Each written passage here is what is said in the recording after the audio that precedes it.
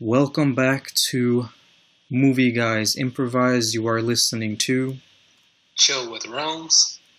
Jurassic Mark. and Faerhad Targaryen. Last week we were I'm blanking out, gentlemen. What was last week's episode? We did Hail Caesar, the Coen Brothers comedy. Ah, yes, Hail Caesars. Great comedy film, also available on Netflix. Go and check that movie out, as well as our episode, if you haven't already. For today's episode, for the season finale of Season 2, Movie Guys Improvise, I wanted to take it back to one of my favorite sci-fi movies, The Day After Tomorrow. This was a sci-fi disaster film. It came out in 2004 when climate change and global warming was a hot topic, as it generally always has been. And the movie itself deals with extreme weather due to a change in current. That's basically what causes it. And although it's not really scientifically accurate, I actually really enjoyed this film. I do not believe it was meant to be scientifically accurate. I don't think anybody who has a lot of knowledge of science will ever watch this movie and think that it's ever going to happen, something like this is happening. I think Roland Emmerich's goal was just to raise awareness, and doing so in a Hollywood-type fashion. And for me, it worked because I, of course, believe in climate change. I believe it is definitely a very serious conversation to have, a very serious problem that everybody should be looking at. But for the movie, it's not really showing what we would have to face if we don't really take it seriously. It's just doing it in sort of like a Hollywood stretch of the like a stretch of the imagination in Hollywood, like in a Hollywood way. I guess I'm not doing the best job of explaining it, but you gentlemen have seen it as well as I have, so you probably know what I mean. So I want to start with you, Realms. I remember at the end of the Hail Caesar episode, you were mentioning how you started watching it at one point, but because it was getting slow, that you never really got to it. Since you've watched it now fully, what were your first impressions? Actually, I think I might have got it mixed up. I think it may have been that movie 2012 that might have started off slow. I got to double check. But I mean, with this one, the intro was kind of long, but once you get past the intro, they really got straight into it. Yeah. After the opening scene and showing what the movie was actually about. Pacing is definitely something that I want to talk about later, but I also want to ask JM, you've seen the movie a few times now. What are your general thoughts going into it? Oh boy.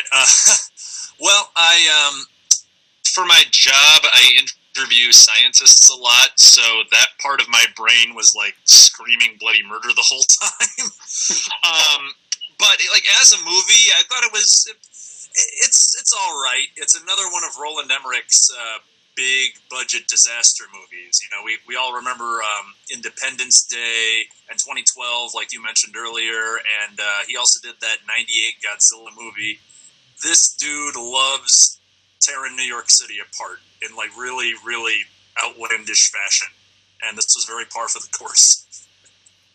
Just tearing up my home. I don't know why he has it in for the Big Apple, but in like almost every movie this guy has made, he's like ripped it to pieces. I mean, it did look really epic though, like the way that it looked after it's devastated. You can damn near touch the top of the Statue of Liberty by the end of this movie. Oh yeah, she's frozen there in the harbor. Yeah, I think that's like the least busy I've ever seen 6th Avenue. For real.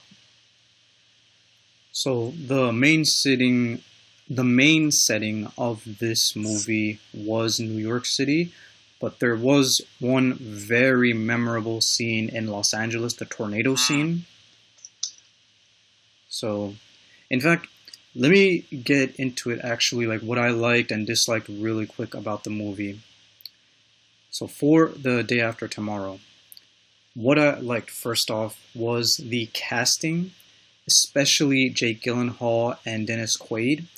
The casting there was really perfect in my opinion because they definitely look like very father and son. So the casting director, whoever chose Jake and Dennis Quaid, they definitely, yeah, those were definitely good choices because they very much were convincingly father and son. I also feel very highly for Emmy Rossum. I think she's a very beautiful actress and she's very talented. In my opinion, also a tad bit underrated. R.J. Smith, who plays Brian, was also really great. Unfortunately, I haven't seen him in very many other projects. He did do a TV show for Nickelodeon way back in the day called The Journey of Alan Strange, which I do remember watching a few episodes of that. There's also Ian Holm, who's probably most famous for playing Bilbo Baggins in the original Lord of the Rings films. He plays Professor Terry Rapson. So the casting was top-notch, I feel. The next thing that I really liked were, of course, the special effects. This movie was made in 2004, but watching it again recently, I feel like the special effects still hold up to this day. Watching this as just a summer blockbuster film, like watching it will make you feel colder, which everybody in the summertime will need a movie like this. So that was really great. The next thing I liked, and I have to make the distinction here, is the story. The plot, on the other hand, was questionable sometimes, and I will have to mention that the story and the plot are not always mutually exclusive.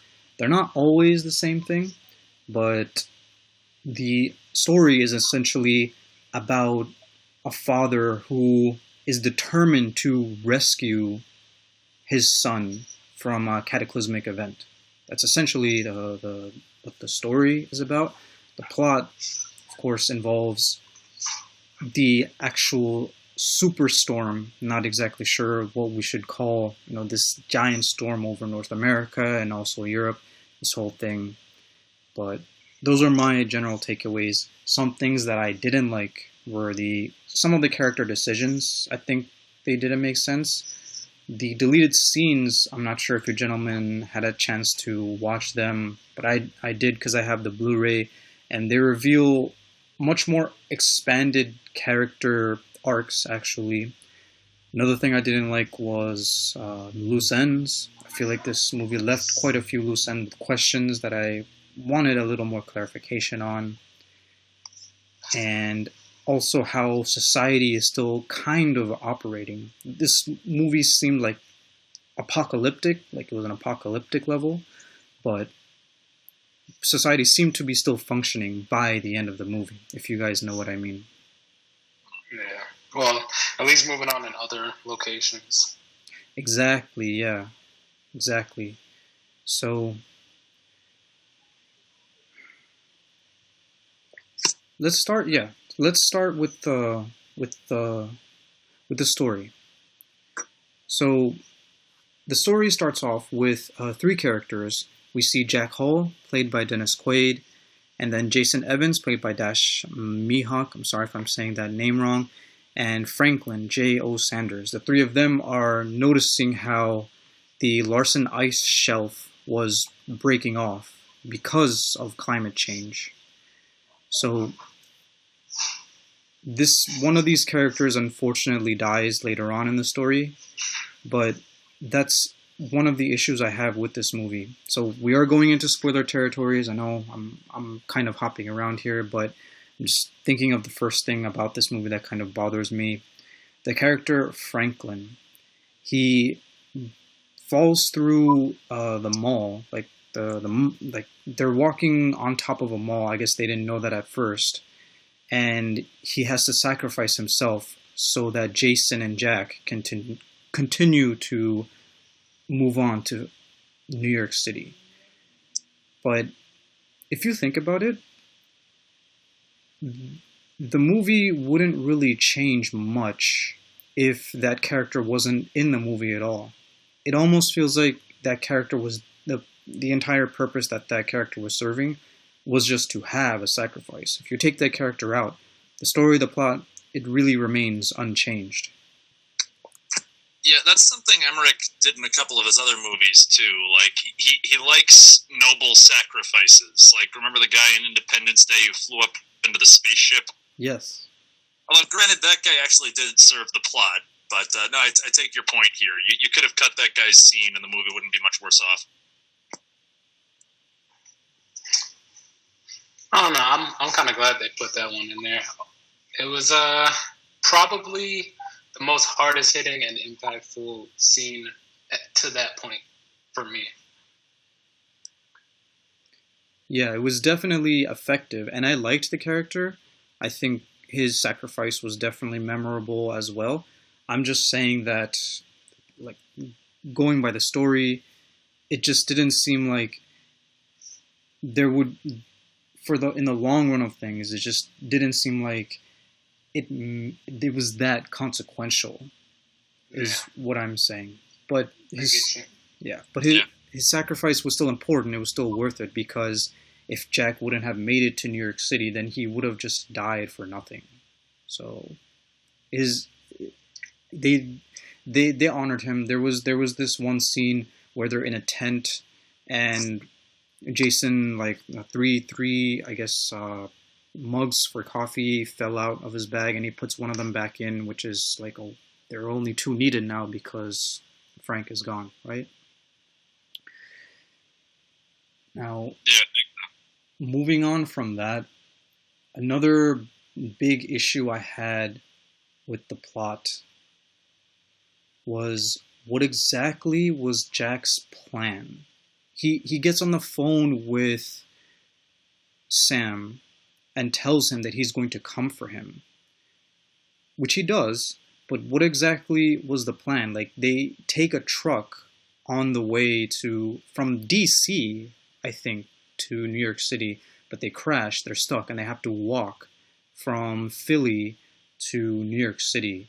And I think I looked up on Google how long walking would take. It said something like 30 hours, and I'm guessing that's for like regular weather. For a superstorm like this, it would probably have to take another few days, which I guess kind of fits the title of the movie, The Day After Tomorrow. But what was the original? I guess what I'm trying to say is, I didn't get what the point of going all the way to New York City was, if a helicopter could have just gone to New York City anyway. We see eventually, once the storm starts to dissipate, a helicopter by Jack's boss, Tom Gomez, the NOAA administrator, the National Oceanic and Atmospheric Administration, he gets I think a radio signal from Jack saying that he made it to New York, and he takes a helicopter and goes to New York City. But they could have just done that the entire time. He didn't. But did they know that they could do that? Is the question, though, because he might have been just in a standpoint where he wasn't sure if they would send anybody out there to search through all of that, or if the resources to be able to do it would even have survived the storm to be able to do it.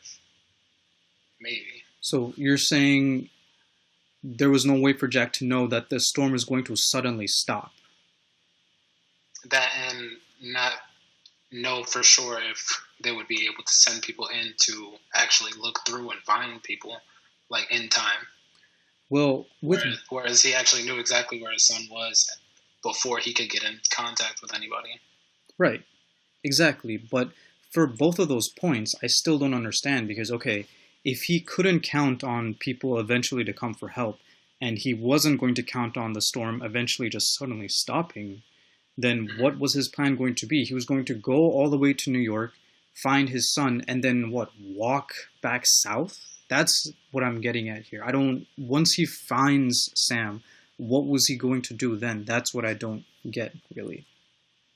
I'm honestly just kind of grasping at straws, trying to like figure out the logic with you, but at the same time, I don't even get why he went to begin with, because the first piece of advice he gives his son is go indoors, don't go outdoors. Exactly. And yet they start driving out, fucking truck gets trashed because they crash into something, and now they have to walk all the way there. That's exactly what you told him not to do. Yeah. Yeah, I think he went to get his son because the script needed him to go get his son. It's like in real life, people make dumb decisions, but I think it was mostly just to advance the plot. Right. Which is why I was trying to make the distinction in the beginning that it was a good story, but the plot, it just didn't really make sense to me. That's why I was like trying to make that distinction there. But continuing on with questionable character decisions, there's also, and first of all, before I get into it, I want to ask you, gentlemen, were they trying to imply that Jack and his wife Lucy, that they were divorced? Because he has like his own house somewhere else in DC. They weren't living together. So were they trying to imply that his parents were divorced? Or is it that he's just so busy that he needed a second home? I didn't really fully understand that. I think they're supposed to be divorced. Honestly, there are so many characters in this movie, it's a little hard to keep track, but I think they're supposed to be divorced. Okay. It felt kind of questionable to me, because that statement that she made when they were talking about his grades, and he was saying that, hold on. I forget exactly what he said, but it was something along the lines of her needing to step things up. And then she made like a remark about him not being there as much as her. Yeah, she mentioned how he's gone months at a time for work. Yeah, she did mention that. It might just be an estranged marriage type of situation. Okay. Okay. Yeah, I just wanted to see what you guys had to say about that. But what I'm like, moving on to what I actually wanted to discuss about the mom character, Lucy, is that she's a nurse. She had a patient. Off the top of my head, I don't remember what her patient's name was, but Peter, I think. Peter, yes. She had a patient named Peter. He was reading a book called Peter Pan, or I think she said, or he said that he can't read, but he remembers from the pictures. So she seemed to really love this patient of hers, and when it came time to evacuate the hospital because of the storm, she decides to stay behind because Peter can't be moved in anything except for an ambulance. So she just stays in the hospital with him. Here's another question I have for you, gentlemen. What was she going to do? Was she intending to just die there with Peter, like die from the cold? Because she refused to leave unless someone came back for Peter. So was she going to just stay there no matter what? Thankfully, someone comes back for them, but what was she actually thinking is what I'm asking.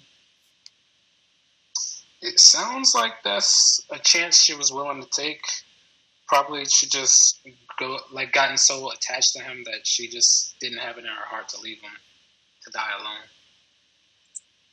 Yeah, that'd be my guess.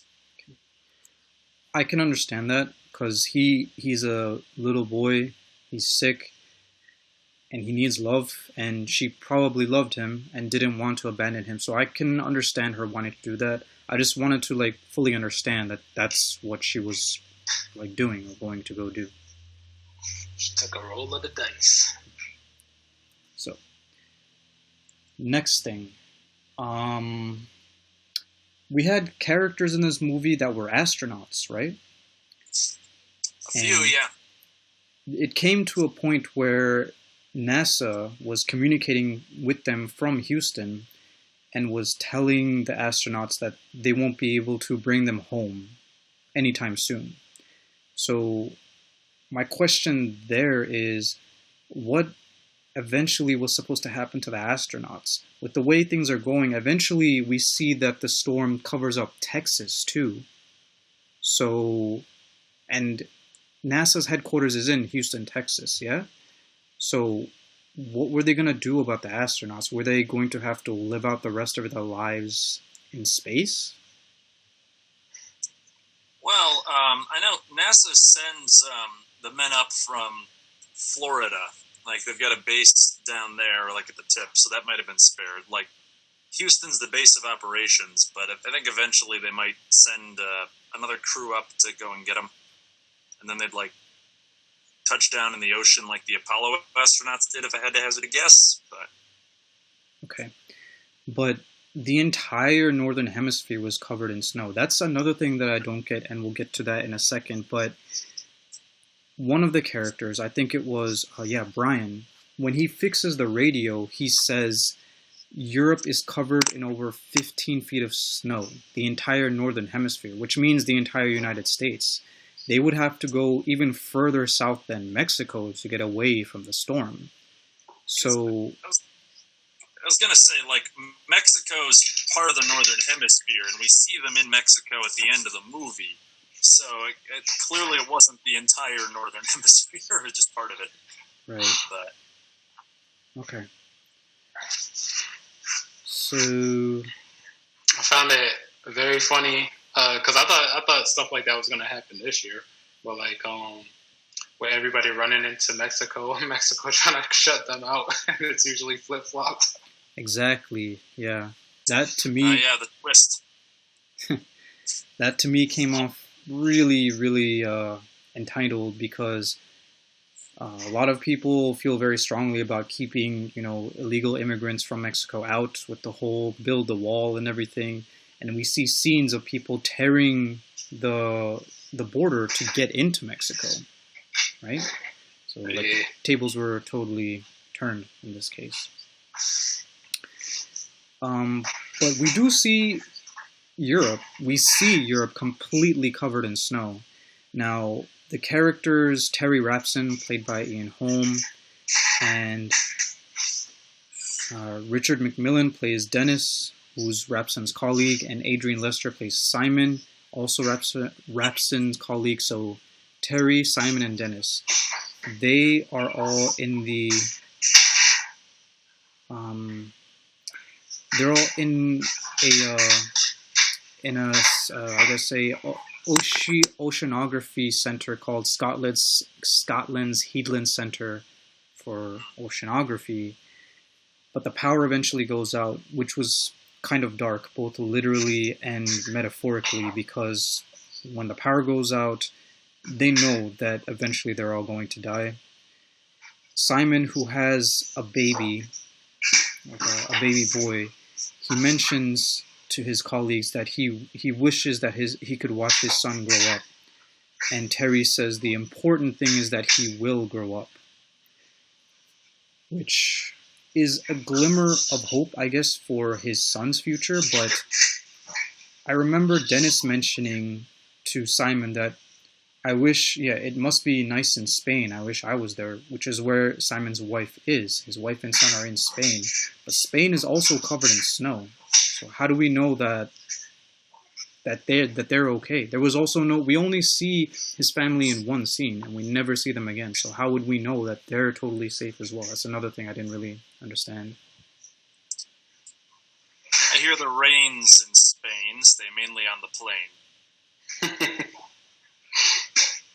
Not sure about like the snow and ice though. I guess it was either like an oversight in the script, or we were just supposed to presume that the Spanish government or the Spaniard government had a good handle on the situation. I don't know.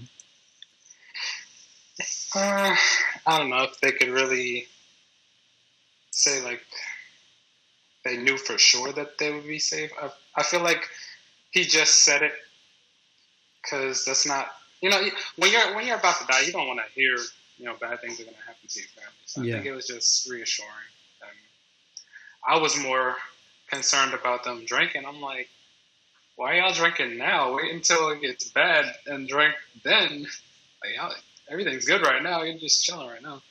I'd rather have that drink right before the end, at least, or like a little bit before, if I know it's coming.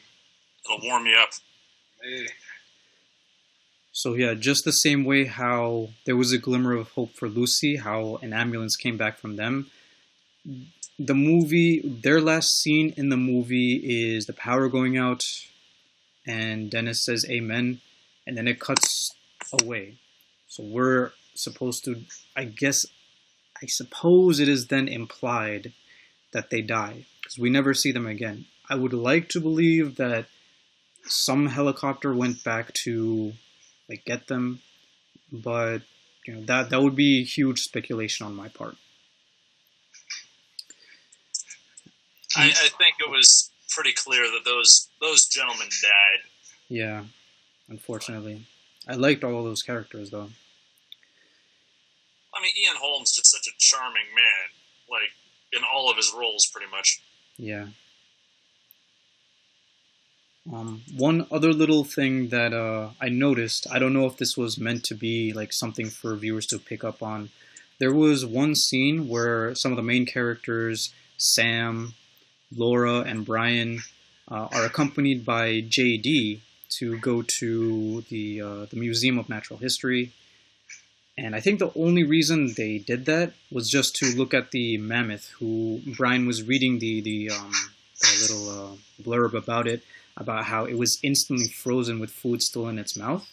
And then later on in the movie, we see a helicopter crash land because it froze instantly, and a man tries to step out of it, but he freezes instantly. I think they were just trying to mirror like that about the mammoth.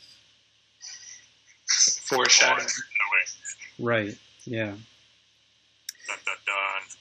Speaking of Laura, Sam, and Brian, this whole national, or I don't know if it was national, but this whole United States academic decathlon, I feel like for things like this where teenagers have to get on a plane, shouldn't there be like a chaperone or something? I didn't really get that. Like, why, if this is like a high school thing, if it's a high school event, then why wouldn't there be a teacher from the high school go with them to New York City? It could have just been implied that there was a teacher, they just didn't. I don't know about that, because once things start to, you know, really hit the fan and they need a place to stay, it's not like the chaperone like says, okay, we'll check into a hotel or something, you know. Right. Yeah, JD just offers them a place to stay, right? So I didn't really get that. Also, like, they had to change. Like, they had the first round of the decathlon, and then there was a social where everybody's, you know, walking around and dressing up. They must have had a place to go, unless they already checked into a hotel, to go and change and then come back. But if that's the case, they could have just gone back to the hotel, but JD offered them a place. So now, anyway, going back to my original complaints, one of the last things, I guess, was loose ends. JD mentioned several times how, well, first he mentions how his father is skiing in Europe with his stepmom, and that he has a little brother that he needs to go and pick up, but we stop hearing about his little brother. So what am I supposed to take away from that? Like, it's not like JD suddenly stopped having a younger brother. He still had a younger brother, but he didn't mention his brother anymore once things got worse. So did he just forget? Or what? I didn't that's kind of like a loose end to me. You know what I mean?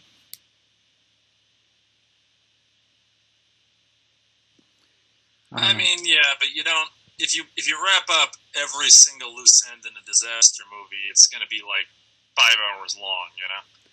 I know, but if this, what I meant was that if this is real life, you know, and family is family, JD's concern for finding his brother probably would not have gone away. That's the thing. Just like how Jack's main concern was getting to New York to find Sam. Just in the same way, I didn't see that same concern for JD finding his brother. So I don't know.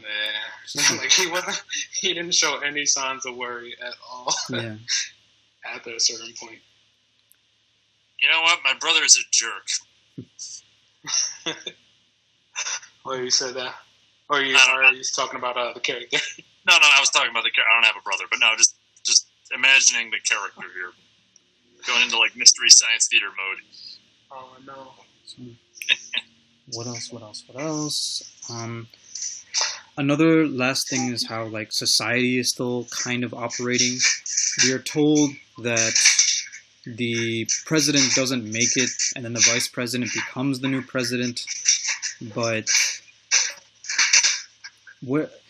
I feel like the world has collapsed so badly that where would the Secretary of State be getting that information? Yeah, the president didn't make it, but like, how do you already know that? How did you like find a way to print out this sheet of paper that says that the president didn't make it? I feel like tools and resources at that point should already be so scarce that they shouldn't find out so quickly that the president didn't make it. I don't know. Maybe I'm just nitpicking a little bit too much. It's just another thing for me. Yeah, I'm not really sure how they would have figured that out unless it was like they were connected with a radio or something. Maybe like it's speculation. I can't really say. So yeah, we have it on good authority from some polar bears that Smokey the Bear has reported. So you and only you can stop helicopter crashes.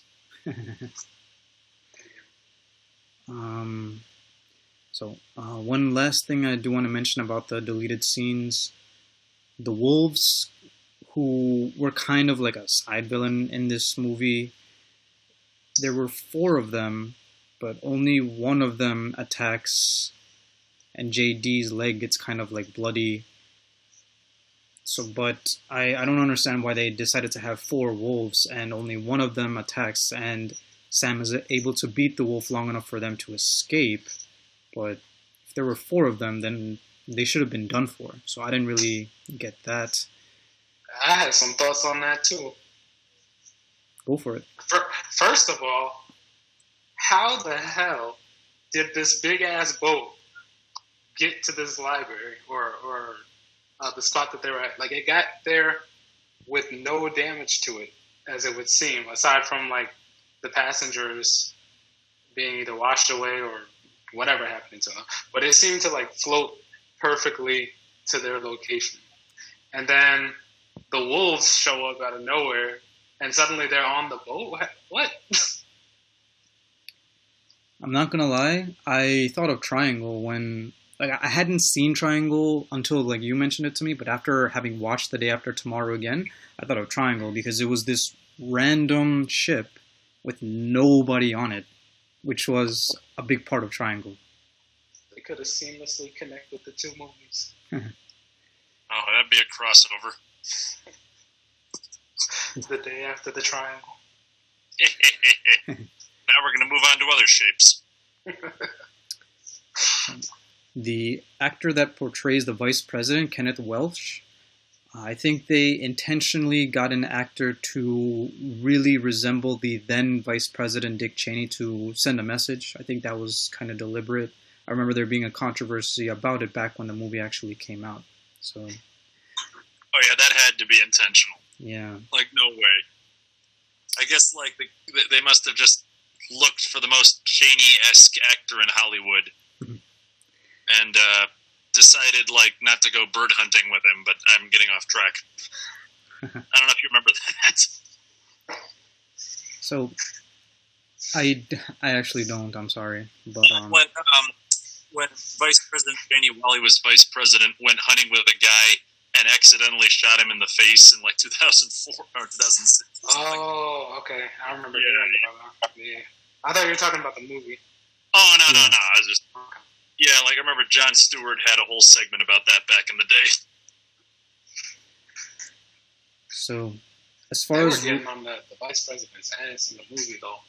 They were, yeah. He got 2 clapbacks throughout the whole movie, at least. yeah, he was really despicable. And the president didn't look that much like Bush, which made it stand out all the more that the other guy looked like Cheney, you know? Well, the president was sympathetic, though. He wanted to do the right thing, which is why he ended up listening to Jack in the end. So I don't think the president was supposed to be based on Bush. I thought it was supposed to be just like some random president character. But the vice president was a more important character than the president, if you think about it. I guess I thought that was interesting. Like you went out of your way to cast a guy that looks just like Dick Cheney, but the president doesn't look anything like the then president, you know? Yeah. So, as far as Roland Emmerich films goes, he did also direct Independence Day 2012. I didn't really like 2012, even though they're similar plots, I guess. I didn't like it at all, really, but I have a soft spot for The Day After Tomorrow, and it's not the type of film that needs a sequel. One of the few films out there that is starts and ends in a way that doesn't need a sequel, and I'm glad that it was still a box office success. A budget of $125 million and a box office gross of $552 million, according to Wikipedia, which I think is really good.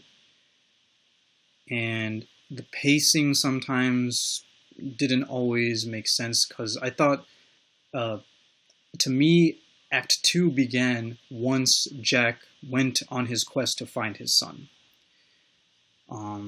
But the lines were kind of blurred because there were so many action sequences in between, like the tornado sequence, right? That was just to showcase what's going on in the world right now, but it didn't really have much of an effect on the main characters of the story, right? We see like some news people, I guess, getting intimate in the newsroom, and they end up dying. A lot of people, I think, in that scene actually end up dying. Even the weatherman who was out in the field, he gets killed by the debris, and the newscast does not really seem to react to that. I'm not sure what that was about. If that was just done for shock value, I don't really think that was cool if it was just for that. It's not supposed to be funny in any way watching someone die like that. I didn't think it was funny. I thought it was shocking, but it seemed like it just boiled down to shock value. But yeah, I think I've summed up pretty much off the top of my head. I mean, this past week I haven't been in the best headspace, but I think I have summed up pretty much everything that I feel in a nutshell about The Day After Tomorrow. Don't really have any other closing statements. Gentlemen, any other closing statements? Oh, another sad part to me, aside from when he fell into the mall, the one character that's trying to round up everybody to leave the location that they're in, and he's warned. The library? The cop, right? The officer, yeah. Yeah, he's warned, like my father said, if you go out there, the storm is only going to get worse. You're only going to end up getting killed. And then his father ends up seeing him just dead, completely frosted. Yeah, that was sad. The whole Eye of the Storm thing was like they were literally outrunning the cold storm. Like the place was freezing all around them, and it's like they had to race to the checkpoint, which was the fire in the library, right? Same with Jack. So, but if they had listened, if the officer had listened to Sam and everybody stayed in the library, people would start to get hungry really quickly. With so many people there, they would have to although maybe it would have helped because you could send more people out to scavenge and come back with more food. I don't know. It could have gone both ways, I guess. It would have had more body heat, but it definitely did help them for all those people to be gone to survive on the minimal food that they had. unfortunately. Yeah. JM, any? I just like to rag on the scene where the characters are getting chased down a hallway by a killer frost. Oh no! Like it's literally chasing them down a hallway. Oh my god! I think that's probably the most unintentionally hilarious scene in the movie, where the ice is just chasing them. Exactly. Yeah. You'd think it'd move faster than that. It's big ass storm. Yeah, right? Like, okay, if the ice is moving, it should be all over you guys, but okay. That's essentially what I meant when I said they were literally trying to outrun the frost from being in the eye of the storm. Yeah, that was gloriously silly. Nicely put, JM. Thank you. So, yeah. As I said in the beginning, this movie is not meant to make scientific sense. It's just supposed to make you think. After watching this movie, it's supposed to make you think about climate change and hopefully raise your awareness on it. Outside of that, it's just a really great summer blockbuster, in my opinion. And I do think highly of this movie, putting the flaws of it next to how much I actually enjoy it, trying to be objective about it. I would give The Day After Tomorrow a 7.5 out of 10.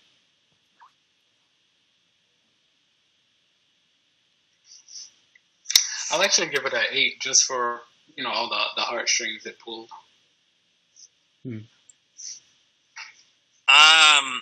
Yeah, don't hate me, but I'm probably gonna give this one like a 4. Sorry, Faerhad, I know you like this movie. No, I know you like this movie. Don't get me wrong. I can see why some people like this movie. I just personally, I think it's kind of goofy in a way that doesn't really gel well with the message it's trying to send. Personally, for me, like the movie, there are parts of this movie that feel kind of somber, and it's hard to reconcile that with scenes where, again, they're outrunning a killer frost, or like tornadoes are ripping apart Los Angeles and billboards are throwing weathermen around. And it's just, I felt like the action scenes didn't take themselves seriously, but the overall tone did. So for me personally, it's not my favorite, but I like a lot of his other movies. But Independence Day was fun. I do agree with your criticism, JM. It's just I was not expecting a score, certainly not that low. But hey, I'm sorry, man. There's no accounting for people's tastes. JM, I've seen a lot worse, man. Believe me, I've seen way worse than this. JM, I told you, do not be sorry, man. You have every right to your opinion and your score. Do not be sorry. Right. That's fair. 4, 7.5, and 8. That's that. So that is the conclusion to Season 2 of the MGI podcast. So, Realms, you are going to kickstart Season 3. Tell us a little bit about what that's going to be. Just a little bit. So, last time that I did a suggestion, I did an anime suggestion. And of course, I'm going to keep rolling with the anime. Keep it coming. So, the first one that we're going to watch, it's called ReZero. And it's about a character who's instantly dropped into an entirely new world. And he's automatically assuming, like, oh man, I probably got a superpower and everything. But at first, he doesn't really have anything. Later on, there's something about him that they dig into. But I myself haven't even gotten that far into the series yet. But essentially, this is a tiny spoiler, but it's basically what the story's all around. Anytime he dies, he's brought back to life and reset at the beginning of that day, or the beginning of kind of like a last checkpoint. And he has to kind of figure out the right sequence of events in order to get through that day and survive the day. I see. Okay. And this is a series. It's a series, not a movie. But I'm compiling the episodes together to make it a movie-length viewing of it. And I will be uploading that tonight. Okay. Sounds good to me, brother. Yeah, me too. I apologize in advance. It's a little bit long in order to get to a juicy point to kind of cut off. But it's worth it. It's worth it. No worries. It's totally cool. In fact, for season 3, I actually have a series in mind as well on Netflix, which I'll get to once it's my turn again. So that's that. Awesome. That concludes season 2 of Movie Guys Improvise. You have been listening to Chill with Rooms, Jurassic Mark, and Faerhad Targaryen. For those of you who have actually been tuning in and listening to us, I do really appreciate it. Thank you so much for stopping by. And catch us again next on our Season 2 recap video.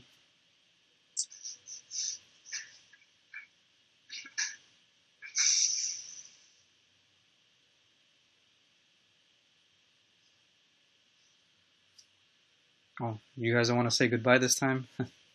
Oh shit. Go ahead, man. I was waiting for you. Well, thank you everybody for tolerating me. I know I'm not always the best at expressing my thoughts.